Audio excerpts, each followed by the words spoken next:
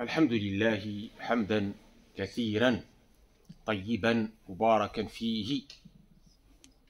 اللهم صل على سيدنا محمد النبي المريح صاحب مقام الأعلى واللسان الفصيح وعلى آله وصحبه وسلم تسليما. أحبتنا في الله، كما هي عادتنا قبيل الخطبة نتدارس وإياكم إما حديثا من أحاديث المصطفى عليه الصلاة والسلام وإما آية بتفسيرها من تفسير المأثور. Donc comme d'habitude, avant le prêche du vendredi, on étudie ensemble soit un verset, soit un hadith, avec évidemment l'interprétation de nos exégèses connus. Hein. C'est très important de le signaler. Aujourd'hui, on va élucider un certain nombre d'ambiguïtés, shubuhat, dans le cadre précis d'un certain nombre de versets et de hadiths du prophète alayhi salatu wassalam. يقول عز من قائل بعد أعوذ بالله من الشيطان الرجيم يريد الله بكم اليسر ولا يريد بكم العسر.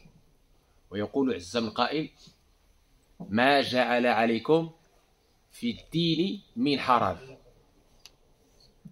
Allah tabaraka wa ta'ala déjà dans le Coran nous dit: ne vous a pas mis dans cette religion de la gêne. Et dans un autre verset, Allah vous veut la facilité et non la difficulté. Et on a d'autres versets dans le Coran dans ce sens. ومن أحاديث رسول الله صلى الله عليه وسلم الصحيحة الصريحة ما ثبت عن عائشة أم المؤمنين أن رسول الله صلى الله عليه وسلم ما خير بين شيئين إلا اختار أيسرهما ما لم يكن إثما وما لم يكن حرام. فإذا كان إثما كان أبعد الناس منه. وسبقنا شرحنا وفصلنا الحديث يسيروا ولا تعسروا بشروا ولا تنفروا. Et toujours dans le même sens, notre mère Aïcha, Muallimatul Rijal, l'enseignante des hommes,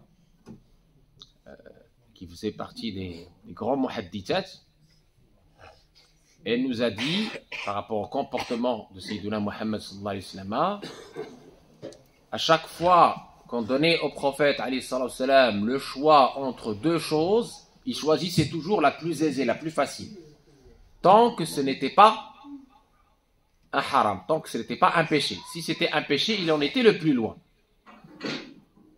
Ça, c'est ce que nous disait notre mère Aïcha par rapport au comportement prophétique. Et aussi, on avait vu ensemble le détail du hadith: faciliter, ne créez pas la difficulté, appeler ou annoncer la bonne nouvelle, et ne rebutez pas les gens. وفي الصحيحين أي عند البخاري وعند مسلم في الصحيحين أن رسول الله صلى الله عليه وسلم وقف في حجة الوداع بمنى والناس يسألونه أو للناس يسألونه فجاءه رجل فقال لم أشعر فحلقت قبل أن أذبح فقال رسول الله صلى الله عليه وسلم اذبح ولا حرج. فجاء آخر فقال لم أشعر فنحرت قبل أن أرمي قال رسول الله صلى الله عليه وسلم ارمي ولا حرج. فما سئل النبي صلى الله عليه وسلم عن شيء قدم أو أخر أو لا أخر إلا قال افعل ولا حرج. وفي رواية ثانية عند البخاري ومسلم أنه صلى الله عليه وسلم كان يخطب يوم النحر، عيد الأضحى يوم النحر، فقام إليه رجل فقال كنت أحسب أن كذا قبل كذا. ثم قام آخر فقال كنت أحسب أن كذا قبل كذا، حلقت قبل أن أنحر، نحرت قبل أن أرمي وأشبه ذلك. فقال النبي صلى الله عليه وسلم افعل ولا حرج لهن كلهن. فما سئل يومئذ عن شيء إلا قال افعل ولا حرج. صلى الله عليك يا حبيبي يا رسول الله، افعل ولا حرج. Ce hadith est relaté dans les deux authentiques de Bukhari et Muslim. On avait dit que les hadiths, évidemment, il y avait des modalités. Hein. Il y avait l'étude justement de la chaîne de transmission, ce qu'on appelle sanad, et l'étude aussi du matn, c'est-à-dire du contenu lui-même du hadith, avec ses modalités. Est-ce que c'est un hadith, entre guillemets, d'une portée restreinte, muqayyad, mutlaq, hein, d'une portée plus étendue? Est-ce qu'il concerne une affaire en particulier, un groupe en particulier, une situation en particulier, un contexte en particulier, khas, am, etc. Ou, voilà, est-ce qu'il est abrogé, est-ce qu'il est abrogeant, nasikh, mansoukh, etc. Donc on ne peut pas, comme ça, à partir d'un hadith ou d'un verset coranique, juger, donner une fatwa. La fatwa étant une lourde responsabilité et la spécialité des ulama, des savants. Asra'ukum il-fatwa, asra'ukum il-nar. Celui qui se précipite vers la fatwa se précipite vers le feu de l'enfer. On en a déjà parlé de ces modalités, de ces conditions, les conditions de la fatwa, adabiyat, ses convenances, etc. Parce que ça nous a fait beaucoup de mal et ça nous fait encore beaucoup de mal, surtout sur la toile, sur le virtuel. On ne sait pas qui est derrière et il y a beaucoup de bêtises qui sont dites et ça durcit la vie des gens, la rend impossible et ça égare surtout beaucoup de gens. Donc il faut faire très très attention. On a dit qu'il y a des modalités et que Internet n'est pas l'endroit où on doit chercher notre belle religion, ce dépôt sacré. Très bien. Le hadith authentique que nous venons de citer, il est donc relaté chez Al-Bukhari et Muslim, donc muttafaqun alayh, unanimement reconnu authentique, rigoureusement authentique. C'était au pèlerinage d'adieu. Le premier et le dernier pèlerinage que notre modèle, Sayyiduna Muhammad sallallahu alayhi wa sallam, avait fait en présence d'un grand nombre de ses compagnons. Ridwanullahi alayhim. Et donc, c'était le jour du sacrifice, le 10 du mois de l'Hijja sacré, jour du sacrifice. Pendant ce jour du sacrifice, alors que le prophète fait le Hajj, le grand pèlerinage, ce pilier de l'islam, avec ses compagnons, les gens lui posent des questions. D'accord? Là, lui dit, je me suis coupé les cheveux avant de sacrifier. Le prophète il dit, c'est pas grave, la haraj, pas de gêne. L'autre, il lui dit, j'ai pas fait attention, j'ai sacrifié ma bête avant de lapider les stèles. Le prophète il dit, Irmi wa la haraj, jette les pierres, pas de gêne. Le rapporteur dit, le prophète ce jour-là n'a pas été questionné sur une question, sur une erreur éventuelle que l'un ou l'autre avait fait, sans qu'il réponde, la haraj, pas de gêne, pas de gêne. Très important. If'al wa la haraj. Si je vous ai cité ce nombre de versets et de hadiths sur cette question de la levée de la difficulté, ce n'est pas pour rien. C'est pour un sujet bien particulier qui me tient à cœur. C'est la question de l'yusr, tisir, versus la question du laxisme, tasayyub. La facilité demandée par notre religion à travers ce que vous venez d'entendre, notamment quand l'imam, quand le savant habilité va donner sa réponse aux personnes qui lui posent la question, c'est pas du laxisme. Ça n'a rien à voir avec le laxisme. Le laxisme, c'est justement le fait de se défaire de la religion sous différents prétextes qui n'ont aucun fondement. Le laxisme, je donne un exemple très simple. Allah tabaraka wa ta'ala nous a permis le tayammum, l'ablution sèche. Ça fait partie de sa miséricorde pour nous. C'est un cadeau pour sa umma, pour la umma Sayyidina Muhammad sallallahu alayhi wa sallam. Eh bien, ce tayammum, il est conditionné. On ne peut pas le faire comme ça. Il est fait quand il y a une maladie qui t'empêche d'utiliser l'eau, hein, إن كنتم مرضى أو على سفر أو جاء أحدكم من الغائط أو لامستم النساء فلم تجدوا ماء فتيمموا صعيدا طيبا. Si effectivement l'eau n'est pas, hein, il n'y a pas d'eau du tout, ou il y a juste l'eau qui permet de survivre, ou bien on a une maladie ou un problème qui nous empêche d'utiliser l'eau. قال ابن عاشر فصل لخوف ضر أو عدم ماء عوض من الطهارة تيمما إلى آخر الأبيات.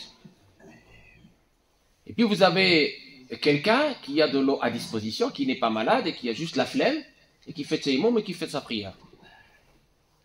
Ça c'est du laxisme. Et la prière de cette personne-là est de toute évidence invalide. On est d'accord, tout le monde est d'accord sur ça. C'est ça le laxisme. Ça c'est pas de la facilité. Vous avez vu la nuance entre facilité et laxisme. Très bien. C'est la même nuance qu'on trouve entre le suivi, taqlid, et le mimétisme, l'imma'. Le muqallid qui n'a pas le degré de l'ijtihad, c'est-à-dire qui n'a pas étudié les sciences religieuses, je ne parle pas du nécessaire, daruri min ulum din ma la, hein, لا يعذر بجهله أو من المعلوم من الدين بالضرورة. معلوم من الدين بالضرورة. Je ne parle pas du nécessaire des sciences de la religion qui est une obligation individuelle pour chaque mukallaf, pour chaque responsable légal. Ça c'est, tout le monde doit le savoir, hein, comment faire sa tahara, comment faire sa prière, etc. C'est une évidence que c'est une obligation individuelle. Je parle d'une science au-dessus de cela, qui incombe aux savants, hein, qui ont étudié, qui ont fait des études. On a dans les statuts des savants mujtahid. On peut avoir le mujtahid mutlaq, qui est le plus haut degré de l'ijtihad, comme on peut avoir le mujtahid muqayyad, restreint, avec la notion de mujtahid mujtahidu al-fatwa wa mujtahidu al-madhhab. Mujtahidu al-fatwa wa mujtahidu al-madhhab. On a déjà parlé de ces notions, mujtahid al-madhhab, mujtahid al-fatwa.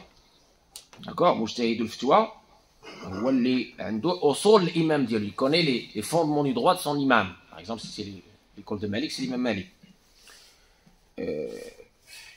Ou bien même les déductions à partir des avis de son imam. كابن القاسم عند المالكية والمزاني عند الشافعية. D'accord, ça c'est مجتهد المذهب. On a مجتهد الفتيا أو الفتوى المتبحر في مذهب إمامه المتمكن من ترجيح قوله على آخر أطلقهما إمامه. Il peut faire le tarjih, il peut faire l'arbitrage entre des avis qui peuvent être forts parce qu'il a les sciences et les modalités qui vont bien. Ça c'est très important. Donc, tu n'es pas mujtahid, tu n'es pas dans ces catégories. Tu es donc muqallid, tu suis l'imam. Et on dit, l'imam ici, c'est pas l'imam qui dirige la prière, attention, c'est le savant. Il y a l'habilitation. L'imam ici, c'est pas au sens du guide de la prière, non. Plus l'imam, l'imam, لما نطلق مصطلح الإمام نتكلموا على العالم. Très bien. الناس إما مجتهدون أو مقلد أو متبع لهواه. Les gens sont de trois types. Soit mujtahid, parce que tu as la science qu'il faut, tout ça. Soit muqallid, tu suis les mujtahid. Soit tu suis ta passion. Troisième catégorie, c'est tout. ويقولون مذهب المقلد مذهب إمامه. L'école du muqallid, c'est l'école de son imam. خلاص. ويقولون مشايخنا, يعني المشايخ ديالنا كيقولوا من قلد عالما لقي الله سالما. Celui qui va justement suivre correctement, pas de façon aveugle, n'importe quoi. Le alim, le savant, certes on n'a pas de clergé en islam, on a ces savants-là, on a déjà précisé la nuance, qui sont les héritiers des prophètes, qui ont juste ce savoir, qui peuvent effectivement vous aider dans la bonne compréhension des textes. Parce qu'on a dit le texte, Coran et Sunna, il y a des modalités pour le comprendre. Il faut d'abord, pour le hadith par exemple, distinguer son authenticité, puis ensuite ses modalités, est-ce qu'il est abrogé, abrogeant, est-ce qu'il est spécifique, étendu, etc., etc. Donc voilà, revenir au savoir. Et donc, le suivi est différent du mimétisme. Le suivi, c'est une exigence pour chaque muqallid. Le mimétisme, c'est contraire à la nature humaine. Parce qu'Allah nous a créés avec une raison. Le mimétisme est contraire à la nature humaine parce que tu es en train d'aliéner ta raison pour laquelle tu es mukallaf, tu es responsable. Tu ne peux pas, c'est quelqu'un qui te dit de faire un haram et tu dis ben, j'ai suivi l'imam. Non. ولا يأمركم أن تتخذوا الملائكة والنبيين أربابا أيأمركم بالكفر بعد إذا أنتم مسلمون. Même le suivi des prophètes, Allah nous dit attention, ils ne vont pas vous demander d'adorer quelqu'un en dehors d'Allah ou quelque chose comme ça. Donc le suivi évidemment est limité. Il faut que la raison reste éveillée, reste en vigilance. Le Coran donc l'intelligence elle est toujours là, elle doit être là pour distinguer le bien du mal, pour discerner même dans les avis des entre guillemets savants. Donc différence entre la facilité et le laxisme, différence entre le suivi et le mimétisme. Je reviens sur la facilité. اليسر اللي هو أمر إلهي أمر نبوي. عندنا من 1200 قواعد فقهية اللي غتلقاوها في كتب أصول الفقه. 1200 قاعدة فقهية. من هذه القواعد هذه عندنا المشقة تجلب التيسير. المشقة تجلب التيسير. احفظوها، المشقة تجلب التيسير. فيما كانت المشقة يكون تيسير. قال لك عنده السلس دائم، كيقولوا الفقهاء السلس لا يبطل الوضوء. هذا هو مشقة تجلب التيسير. قالوا المرأة مرضعة الولد ديالها كي كذا، قالوا لها ماشي مشكل. مشقة تجلب التيسير. مشقة تجلب لقول الله تعالى يريد الله بكم اليسر ولا يريد بكم العسر. Parmi les 1200 règles, quand on étudie les fondements, la discipline des fondements du droit musulman, on a 1200 règles induites, très précieuses. Vous la trouverez dans notre livre qui s'appelle La vie de l'imam Malik, et vous trouverez également le livre qui a été traduit, le Waraqat de l'imam Jouaini, qui était le maître de Hujjat al-Islam, Abu Hamid al-Ghazali. Imam al-Haramain, l'Oqiba Imam al-Haramain, l'imam des deux lieux saints. Bon, Waraqat, Imam Jouaini. Très important. Donc, les 1200 règles, parmi ces 1200 règles, la difficulté implique facilité et dérogation. J'ai parlé de l'incontinence urinaire, fécale, etc. Quand c'est trop, hop, dérogation, ça n'invalide pas les ablutions. Celle qui allait, quand il y a cette récurrence de la najasa, de la souillure sur ses vêtements, on lui dit c'est pas grave, etc., etc. C'est comme ça que disent les fuqaha. Très bien. Et on a aussi une autre règle induite, l'adatu muhakkama. L'adatu muhakkamatun, c'est-à-dire la coutume qui ne contredit pas la morale islamique, qui ne contredit pas la loi, sharia. Tous les muhakkama, tous les qaïda, elle devient loi, elle devient quelque chose qui rentre dans par exemple les façons de s'habiller, la coutume d'un pays, dans les façons de s'habiller, les paroles, le verbe pour le divorce, les mariages, la question du commerce, etc. L'adatu muhakkama. Et ça, c'est une autre règle parmi les 1200 règles qui est aussi relative à la facilité, pour ne pas rendre les choses difficiles aux gens, tant que, comme a dit le prophète, ce n'est pas un péché. Donc on n'est pas en train de faire un péché. C'est la facilité qui doit primer, y compris une coutume locale, pour faciliter aux gens, pour être en harmonie avec les gens, pour ne pas causer la division, la zizanie, le désordre dans un lieu donné ou dans une localité donnée ou dans un groupe donné. Très important, parce que cette question d'harmonie, elle est très importante, de conciliation.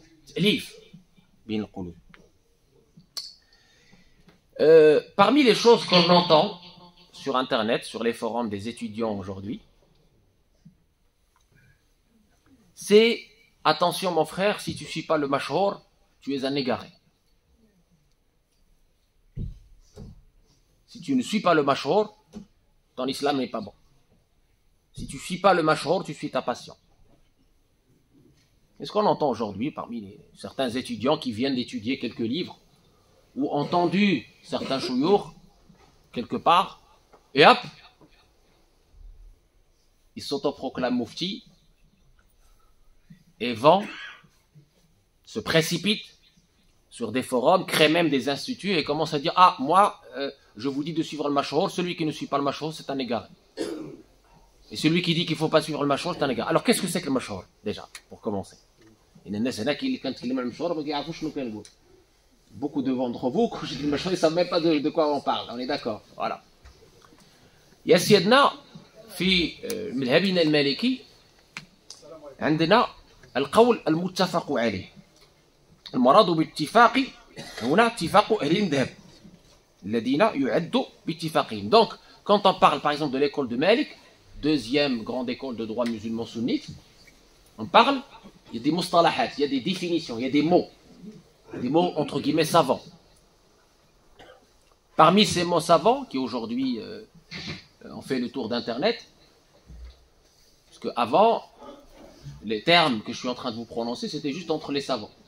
Maintenant avec la démocratisation de l'information, tout le monde sait tout, ce qui est bien, mais qui a aussi des inconvénients, c'est-à-dire on a des gens qui ne savent pas ce qu'ils sont en train de dire. Donc on a ce qu'on appelle al-qawl muttafaq alayh, c'est-à-dire tout d'abord on a ce qu'on appelle l'avis unanime, consensuel. L'avis consensuel pour l'école de Malik, l'école malikite, c'est l'avis qui consiste à ce que tous les référents de l'école soient d'accord sur cet avis-là. Il n'y a pas de divergence entre eux. Ça existe. Ça existe. Deuxième avis par ordre décroissant d'importance et d'authenticité, et de force et de rigueur, al-qawl al-rajih, l'avis le plus probant. Al-qawl al-rajih, l'avis le plus probant. Alors c'est quoi al-qawl al-rajih? Al-rajih fi al-lugha al-qawi, fort. Fi al-istilah, ma qawiya dalil. C'est donc la preuve est plus forte. La preuve c'est quoi? C'est le Coran et la Sunna. C'est-à-dire on a un verset coranique ou un hadith authentique qui renforce cet avis-là, qui fait que cet avis-là est plus probant, est plus correct. On appelle ça ar-rajih, ma qawiya dalilu. Dalil, la preuve, pour cet avis-là, elle est forte. D'accord? Mais d'accord jusque-là? Alhamdulillah. Par exemple, pour l'école malikite, le fait que la salive du chien et ses poils sont tahir, ne sont pas une souillure, sont purs et propres. Pourquoi? Parce que le verset coranique que l'imam Malik a mis en avant dans la sourate 5, وَمَا عَلَّمْتُم مِّنَ الْجَوَارِحِ مُكَلِّبِينَ تُعَلِّمُونَهُنَّ مِمَّا عَلَّمَكُمُ اللَّهُ فَكُلُوا مِمَّا أَمْسَكْنَا عَلَيْكُمْ وَاذْكُرُوا اسْمَ اللَّهِ عَلَيْهِ.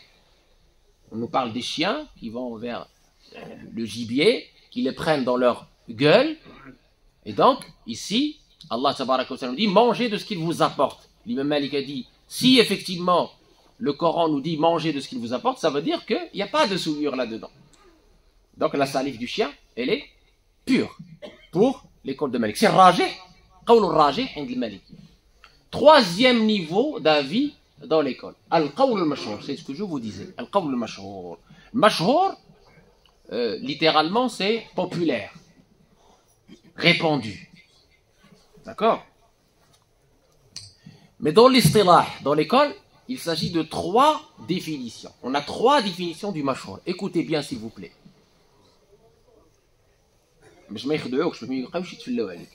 Qawl al-mashhour, il y a 3 définitions.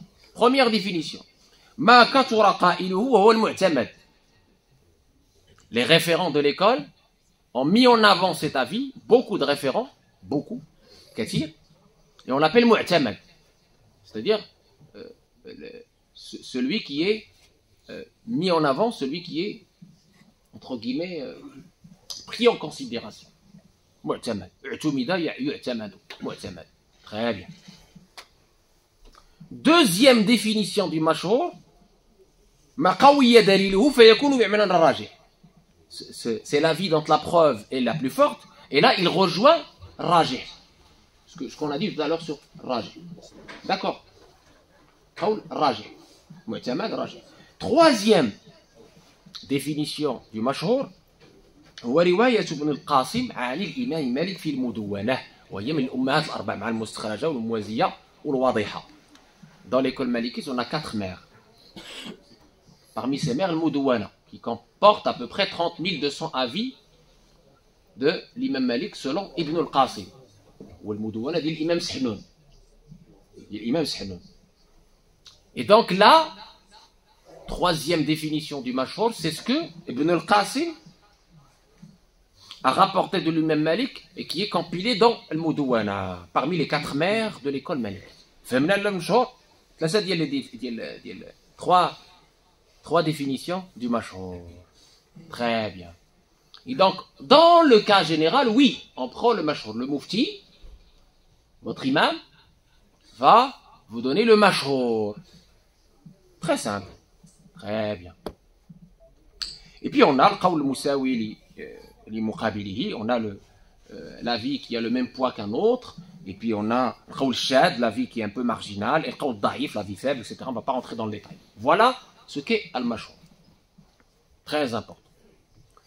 Donc maintenant, revenons à ce leitmotiv, à cette exigence, entre guillemets, que certains posent, en nous disant, attention, si vous ne suivez pas le mashhur, vous êtes des égarés. Si vous ne suivez pas le mashhur, vous êtes des égarés. On vient de vous citer les versets du Coran et les hadiths sur la question du mashhur. Très bien. Les savants qui ont été à l'origine de ces définitions ont dit on peut ne pas suivre le mashhur sous certaines conditions. يمكن عدم اتباع المشهور إذا توفرت بعض الشروط. Très important.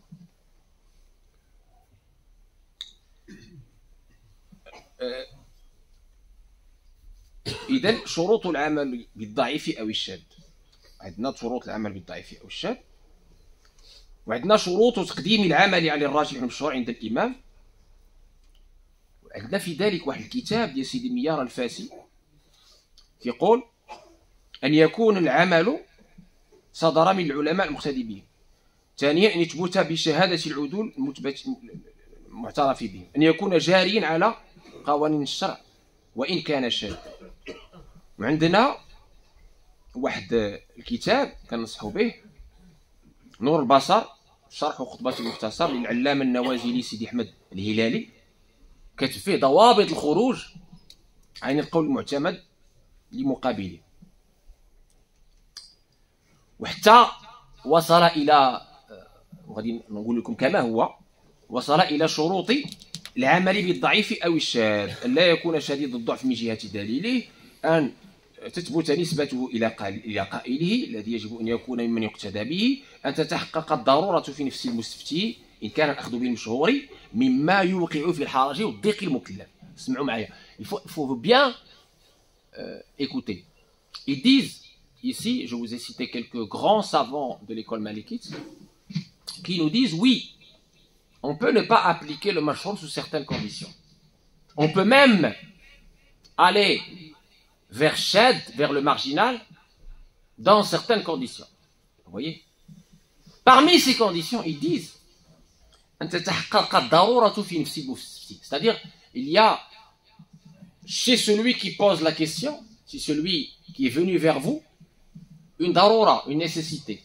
Ou bien, il dit, si le fait de prendre le mashhur va apporter al-haraj, la gêne, ou al-diq, la difficulté, ou al-tklif.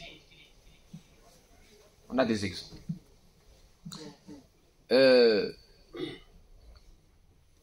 Très important également, la question de l'évolution du mashhour. هل مشهور القرون السالفة هو مشهور اليوم؟ Une grande question. Parce que mashhour, est-ce que le mashhour, c'est quoi le mashhour? C'est pas le livre sacré. C'est une déduction des savants, c'est le résultat d'analyse des savants pieux et vertueux, respectés, par rapport à des données en amont.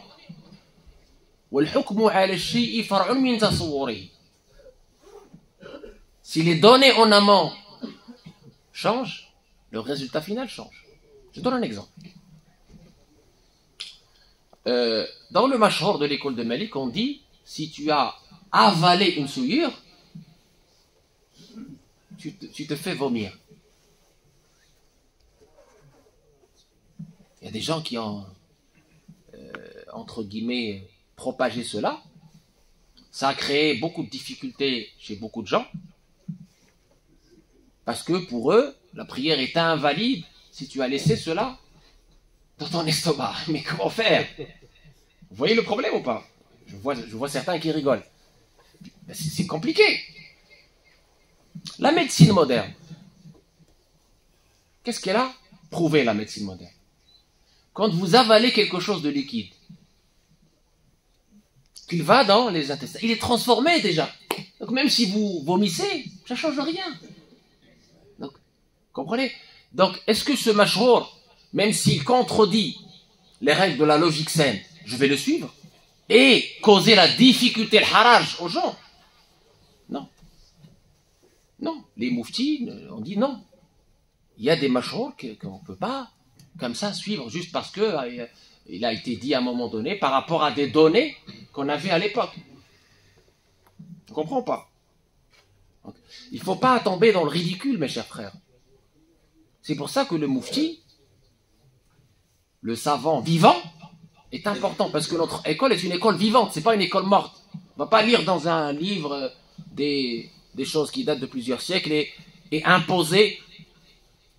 On tombe dans une autre forme de l'harfiyya, du littéralisme, de la superficialité. Et on contredit les objectifs nobles de la religion. Le problème de ces gens-là, c'est qu'ils ne connaissent pas les objectifs nobles de la religion. La sagesse, la sagacité, maslaha, l'intérêt de la Ummah, etc. Il n'y a pas cette profondeur. Ça, c'est un exemple. Parmi d'autres exemples, évidemment, du sujet en question. On a aussi la question de Dar al-Harb. Allahu Akbar. Ça a fait couler beaucoup d'encre et beaucoup de sang. Terre de guerre. Si vous lisez par exemple Madkhal ibn al-Hajj, par exemple, on a des choses sur le fait de ne pas apporter le Coran dans Dar al-Harb. À l'époque, c'était l'équivalent de la terre non musulmane. Mais est-ce que c'est aujourd'hui une terre non musulmane et forcément une Dar al-Harb? Non, pas du tout. Parce qu'il y a des accords bilatéraux de paix, de bon voisinage, il y a des musulmans qui sont ici, qui ont la nationalité même, ils sont des citoyens. Donc on ne peut plus parler de Dar al-Harb ici. On a 2600 mosquées, on est en paix, on évolue avec nos associations, nos instituts, etc. Donc, comment Dar al-Harb? Tu fais quoi, mon frère? Dar al-Harb, tu n'as plus le droit d'y habiter ou de... Non, vous comprenez? Donc, on ne peut pas prendre ce genre de termes et les coller à notre réalité de façon aveugle. C'est pas possible. Vous voyez? Et les applications, évidemment, sont nombreuses de la prise de ces positions. Et c'est des applications néfastes, contraires aux objectifs même du bien vivre ensemble dans nos sociétés plurielles. Ça va vous amener à à tuer des âmes innocentes. Ça va vous amener droit vers le terrorisme. Ah oui, ce genre de mauvaise compréhension. C'est pour ça que je mets en garde nos frères et sœurs contre ces extrapolations. C'est pas normal. Idem, il y avait un débat sur le divorce avant le mariage. Ça crée une zizanie incroyable. Une zizanie incroyable. Donc, dans la fatwa, il y a la notion aussi de la sagesse, de la sagacité. Je vous donne un exemple très très simple. Très très simple. C'est avec cet exemple-là que je termine. Une fois, le prophète Ali sallallahu alayhi wa sallam était avec ses compagnons. Un jeune homme vient le voir. Il lui dit: est-ce que je peux embrasser mon épouse alors que je jeûne? Il lui a dit non. Quelques minutes plus tard, un autre homme rentre, il pose la même question au prophète Ali sallallahu alayhi wa sallam. Il dit: ô messager d'Allah, est-ce que je peux embrasser ma femme? Il lui dit oui. La même question, deux réponses différentes. Par la même personne, qui est le prophète Ali sallallahu alayhi wa sallam. Je ne sais pas si ça vous a donné une idée. Vous comprenez ou pas? Les compagnons ont dit au premier messager d'Allah que tu as répondu oui. Et non, à la même question. Vous comprenez? Il a répondu oui et non à la même question. Donc logiquement, pour une personne littéraliste, une personne qui est dans l'intelligence artificielle, dans la machine learning, c'est impossible ça. Tu le fais bugger, il bug. Vous voyez, il bug. Ah, c'est fusible saute.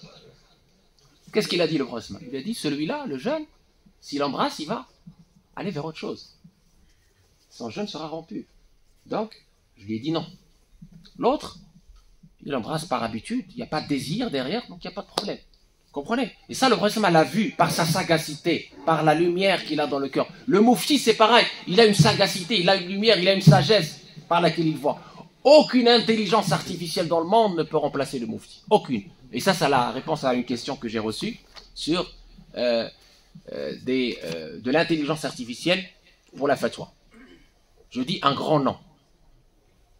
À travers l'exemple que je viens de vous citer. Ça peut être une aide de décision à un comité de fatwa, mais ça ne peut pas remplacer le moufti. Parce qu'aucune intelligence artificielle ne peut avoir la sagesse, la sagacité et la lumière d'Allah tabaraka wa ta'ala. C'est très important. Vous comprenez? Je ne fais un mot. إذن حتى الأخذ بالمشهور مشروط برفع الحرج. إذا كان هناك حرج المفتي يقول له لا.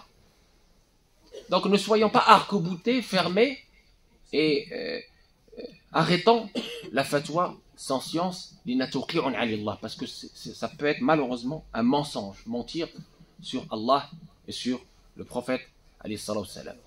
Et le mensonge sur Allah et sur son prophète n'est pas comme le mensonge sur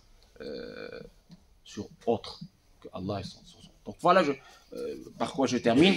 J'ai reçu comme d'habitude des questions. Alors, rapidement, donc, une nous dit Barakallahu fikoum pour la belle mosquée, qu'Allah vous récompense. Et pour la nouvelle mosquée, Inch'Allah, ce qui se fait, entre guillemets, dans les coulisses avec nos frères et sœurs ici présents, on aura un point d'information, une porte ouverte à l'occasion du mois de Ramadan pour savoir, alhamdoulilah, toutes les modalités, toutes les avancées qui ont été faites, masha'Allah. Comment rapprocher mon ado à l'islam, notamment à la salat? Ça, on en a parlé dans le séminaire réservé à l'éducation des enfants, et on va reparler dans le prochain séminaire aussi avec les parents, parce que ça nécessite quand même un développement, c'est très important. Je vous remercie pour cette question sensible. Et enfin, une question aussi qui nous a été rapportée. Salam alaikum, que doit-on faire lorsque l'on ne peut pas assister à la prière du Jumu'ah du vendredi, mais malheureusement, donc on ne peut pas rester jusqu'à la fin. Par exemple, une personne est là à un rendez-vous, doit-on se mettre derrière, prier Dohr et partir? Ben, tu peux prier Dohr 4 rak'at, mais ça, encore une fois, il faut que l'excuse soit bonne.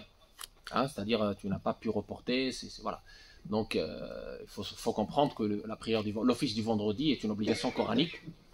قال تعالى إذا نودي للصلاة من يوم الجمعة فاسعوا إلى ذكر الله وذروا البيع. Obligation coranique, sauf S'il y a évidemment pour les hommes, bien sûr, pour les hommes, pas pour les femmes, pas pour les enfants, pour les hommes, qui n'ont pas d'excuses. Parmi les excuses, la maladie ou le fait d'être au chevet d'un malade. Parmi les excuses, il y a le voyage, etc. Et il y a l'éloignement également. عند المالكية كاين حتى l'éloignement. بكفر ثقيل واحد البعد معين. Parce que le but, encore une fois, c'est رفع الحرج. Le but, encore une fois, c'est lever de la difficulté. Ça, on en reparlera encore une fois quand on aura l'occasion avec vous d'aborder le chapitre de la prière du vendredi. L'adhan, Inch'Allah. Avancez, barakallahu fikum.